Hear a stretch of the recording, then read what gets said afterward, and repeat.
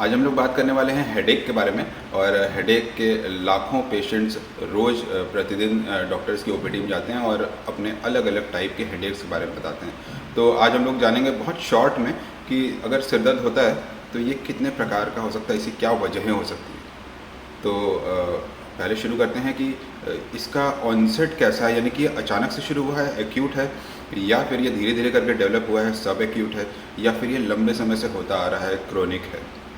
अगर ये अचानक से हुआ है तो इसके क्या कारण हो सकते हैं। अगर इतने हिस्से में दर्द हो रहा है तो हम अंदर से बाहर की तरफ शुरू करेंगे। सबसे अंदर है ब्रेन। तो ब्रेन से रिलेटेड कोई भी प्रॉब्लम, सबसे कॉमन है एंसेफेलाइटिस, ब्रेन का इन्फेक्शन। और इसकी वजह से जो हेडेक होता है उसमें थोड़ा ड्राउजीनेस, सुस्ती होना, बेहोश हो जाना, और फिर पेशेंट के व्यवहार में परिवर्तन होना, ये सारी चीज़ें होती हैं। साथ ही वोमिटिंग होना।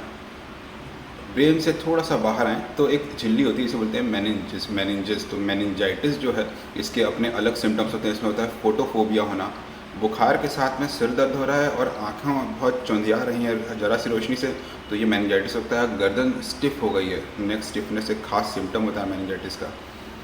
फिर वहाँ पर किसी तरह का हैमरेज हो, सब एरेक्नोइड हैमरेज है, या अंदर ब्रेन में कहीं हैमरेज हुआ है, यानी कि ब्लड वहाँ पे पहुँचा है तो उसकी वजह से अंदर का प्रेशर बढ़ गया है, तो इसकी वजह से भी हेडेक हो सकता है।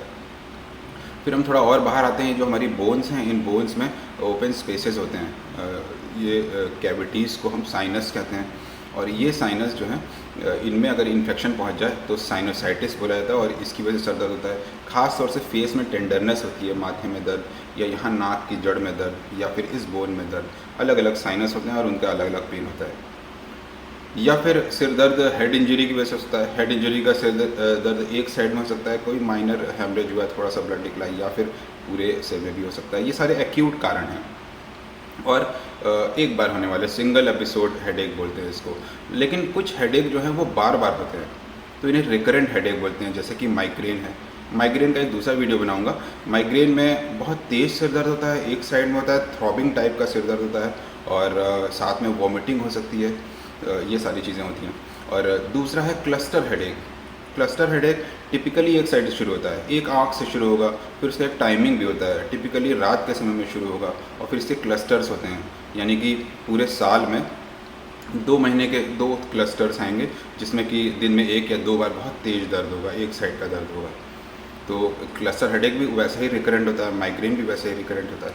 तीसरा है ग्लूकोमा, यानी कि आँख में इंट्राओकुलर प्रेशर बढ़ गया है और उसकी वजह से दर्द शुरू होता है। और ये दर्द टिपिकली तब शुरू होता है जब आप बहुत देर अंधेरे में बैठे हो, जैसे सिनेमा हॉल में बैठे हो, फिर बाहर निकल के आए तो दर्द शुरू हो जाता है। इसमें थोड़ा सा प्यूपिल फिक्स हो जाती है, थोड़ा आँख भी कभी कभी लाल हो जाती है, और विज़न में थोड़ा सा कुछ प्रॉब्लम्स आना शुरू होती है। ज़्यादा एज में होता है उन लोगों में जिसमें कि पास की चीज़ें देखने में मुश्किल हो रही है।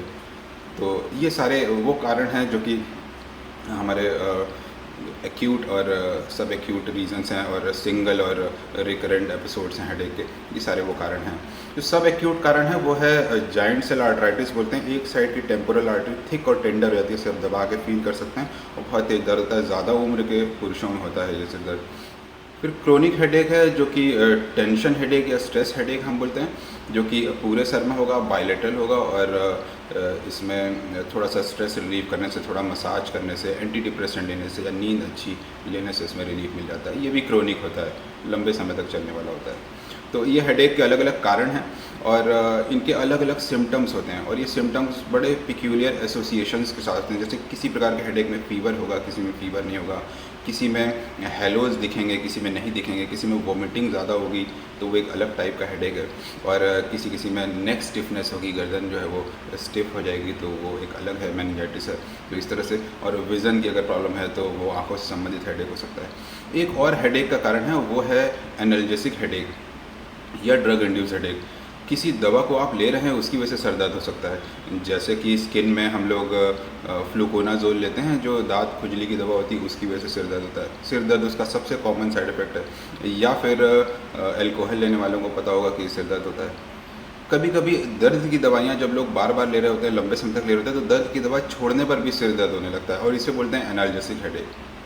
तो मैंने शॉर्ट में बताया हुआ आज हेडेक के कई प्रकार, और ये एक्यूट हो सकता है, अचानक सडन ऑनसेट हो सकता है, ये क्रोनिक हो सकता है, लंबे समय का हो सकता है। फिर मैंने आपको बताया कि किस तरह से हेडेक जो एक्यूट है वो सिंगल एपिसोड हो सकते हैं, यानी कोई इन्फेक्शन हुआ है, इन्फ्लेमेशन हुआ है, और या फिर ये रिकरेंट हो सकते हैं जैसे क्लस्टर हेडेक या माइग्रेन है। एक और चीज़ मैं मिस कर दिया, वो है ट्रॉपिकल इलनेस, जैसे कि कई तरह के बुखार हैं, मलेरिया है, इसमें बहुत सिर दर्द होता है, या वायरल फीवर है, या भी कोरोना फैला हुआ है, बहुत ज़्यादा सिर दर्द होता है। तो कुछ इस तरह के इलनेस हो सकती हैं जिसमें कि आपको हेडेक हो रहा हो।